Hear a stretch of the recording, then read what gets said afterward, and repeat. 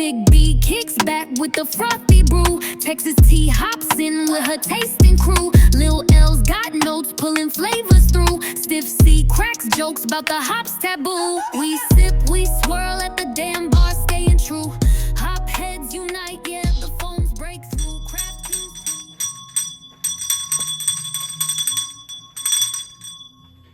Welcome back, y'all, to the damn bar for another Big B beer review. All right, we have entered the spooky month of October with all the spooky pumpkin flavored crap it's all over everything. Pumpkin this, pumpkin that, and God, I'm not but you know what? I'm gonna do it for this channel. But do it for you. I'm not really a pumpkin beer guy, but you know, I'm gonna do it. Maybe I am by now. I drank enough beer that possibly I am, you know. Also, we got Oktoberfest in full swing. I'm gonna be brewing a home brew from Mr. Beer that they sent me, and it's been an extremely busy past few months, so it probably won't be ready till after October, but you know, it'll still be, you know, Oktoberfest actually happens in September and is pretty much already almost over in Germany. But either way, it's October still, so Oktoberfest is going on in the United States for a long time. We have here, though, this has nothing to do with Oktoberfest, but it does have something to do with October.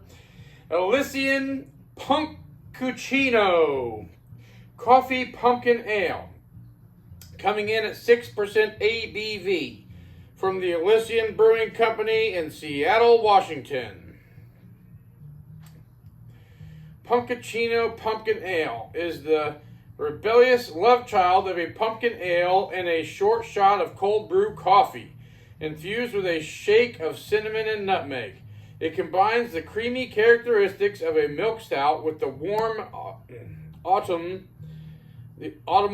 I don't know, I'm bad at pronouncing that word, autumnal flavors of pumpkin and coffee. Pour carefully. Punkuccino is unfiltered and may contain sediment. And then they have a little story about themselves about how they opened their doors in 1996 when bold art and music defined Seattle. That's true, back in 96, yeah. A lot of good, let's see, what is it, getting into the grunge or whatever they call them, the rockers, like a lot of bands I liked, Nirvana, Alice in Chains. A lot of good rock music came out then. So I'm going to give it a little, you know, no shake, but it just twirl to kind of work up anything that might got loose. And here we go.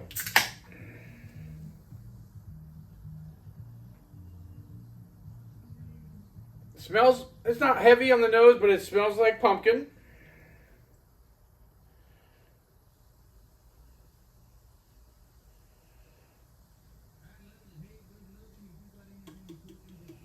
Alrighty then. The head looks like it's going to go away pretty fast. Let me see if I can't. Ooh, I'm going to get a nip of the head.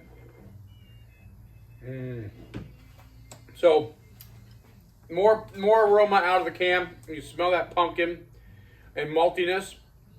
And the head on is actually, you got the caramel, like molasses like type flavors mixed with the maltiness. It's actually not bad, you know. You know what? I love pumpkin pie. I do love real pumpkin pie. I don't know. I'm so tired of all the pumpkin crap and everything. But anyways, enough bickering. Take a look. There's the spooky pumpkin vomiting his beer into the bowl or whatever. And is he vomiting it out or is he drinking it up?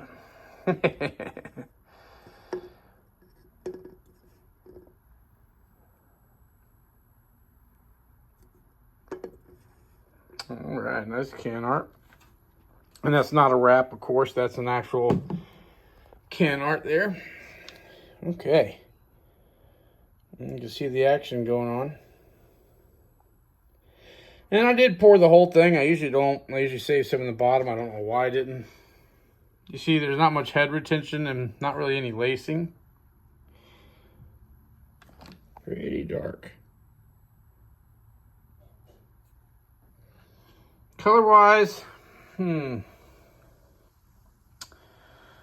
saying that's about 27 or so.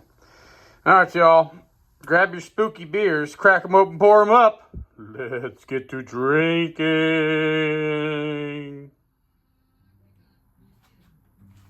Alrighty. Let's get into it. Salud.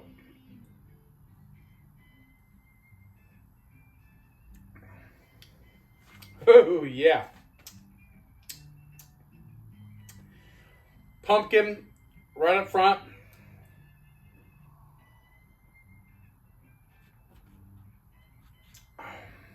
That pumpkin spice.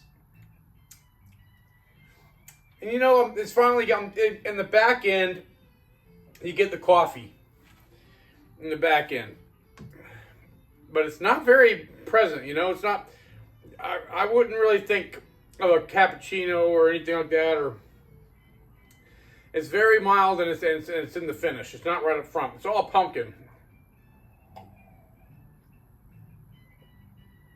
Full body. It's got a nice crisp zing in the finish though. But other than that, it's relatively smooth, that full body mouthfeel. It's got some sweetness to it, you know. Not like super sugary sweet or nothing, but I think that's with all those pumpkin beers. This one isn't actually that bad. It's got a nice malty backbone that really goes, you know, that really brings it along.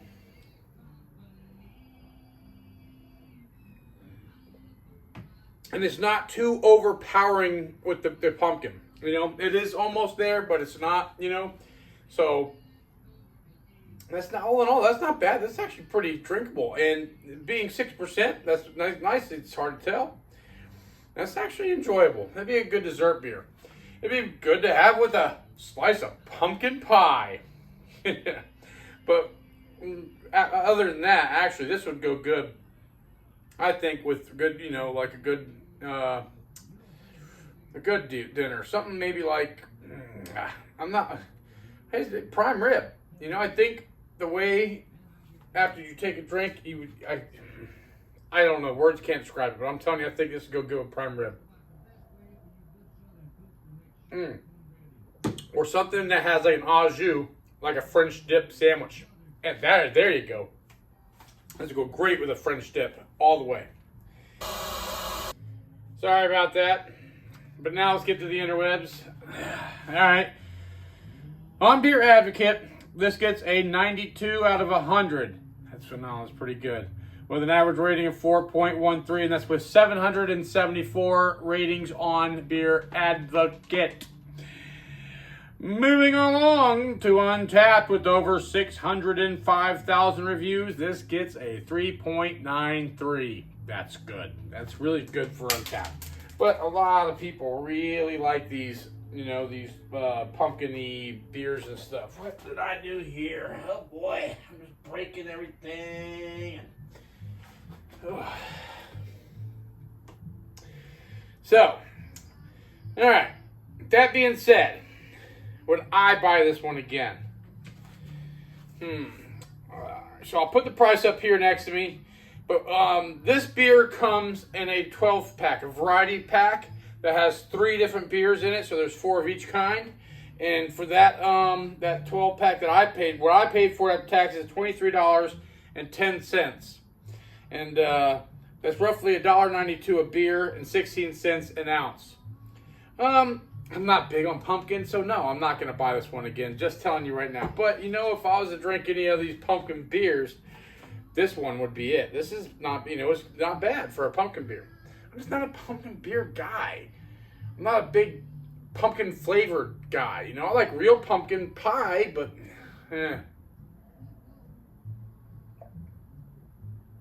my taste buds are changing all the time. I used to hate coconut flavor. I liked real coconut and hated the coconut flavoring. And now I like artificial coconut in some things too. So, all right. So, memory bells. I'm going to give this one 4 out of 5 memory bells. Craveability. I got to say, I'll go ahead and I'll give this one a 7 out of 10 craveability. And a Big B beer review grade. I'm going to give this one a B+.